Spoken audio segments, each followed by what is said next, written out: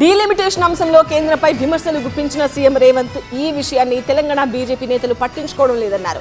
ఈ ప్రక్రియ కొనసాగితే బీజేపీ నేతలకు ఢిల్లీలో విలువ ఉండదంటూ ఆరోపించారు. కిషన్ రెడ్డి, బండి సంజయ్ ఈ విషయాన్ని గుర్తుపెట్టుకోవాలన్నారు. మరోవైపు డీలిమిటేషన్ పై సీఎంకు అవగాహన లేదన్నారు బీజేపీ నేతలు.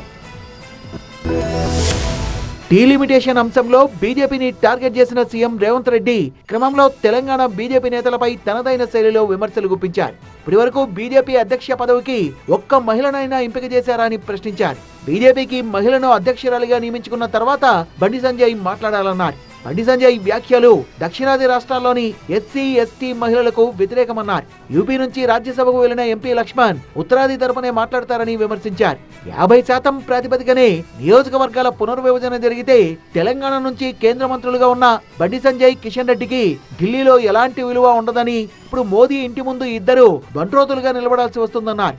ఈ రోజు దక్షిణాది ప్రాంతము లేకపోతే తెలంగాణ యొక్క పాత్ర కేంద్ర ప్రభుత్వంలో లేకపోతే బండి సంజయ్, కిషన్ రెడ్డి మంత్రులు గారు గేటు బయటనే నించొని మోడీ గారికి వచ్చేవాడికి పోయేవాడికి నమస్కారం పెట్టుడు తప్ప దేనికి పనికిరారు. బంట్రోతులుగా మారాల్సి వస్తుంది కేంద్ర మంత్రులుగా ఉన్న వీళ్ళు. రేవంత్ వ్యాఖ్యలకు కౌంటర్ ఇచ్చిన బీజేపీ నేతలు ఆదివాసీ మహిళను రాష్ట్రపతిని చేసింది బీజేపీనే అన్నారు. 50 ఏళ్ల కాంగ్రెస్ పాలనలో మహిళలకు ప్రాధాన్యం లేదని సీఎం రేవంత్ పసలేని వాదనలు చేస్తున్నారని, మహిళా రిజర్వేషన్ బిల్లు అడ్డుకోవాలని చూస్తున్నారని ఆరోపించారు. ఇవాళ ఆదివాసీ మహిళను రాష్ట్రపతి చేసింది భారతీయ జనతా పార్టీ.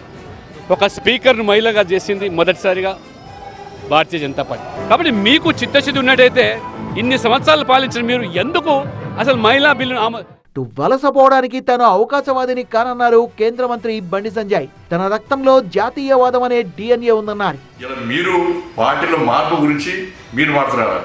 నా డిఎన్ఏలో ఉన్నది జాతీయవాదం, నా రక్తం జాతీయవాదం, నా సిద్ధాంతం జాతీయవాదం, నా ఆలోచన జాతీయవాదం. ఇలా మీది వలస రాజకీయం, వెన్నుపొట్ట రాజకీయం, ఇది పార్టీలు మారే రాజకీయం, ఇది అర్థం పడతని విమర్శలు చేసే రాజకీయం ఇది. మొత్తానికి డీలిమిటేషన్ వ్యవహారం CM Revanth versus Telangana BJP లీడర్లో అన్నట్టుగా మారిపోయింది.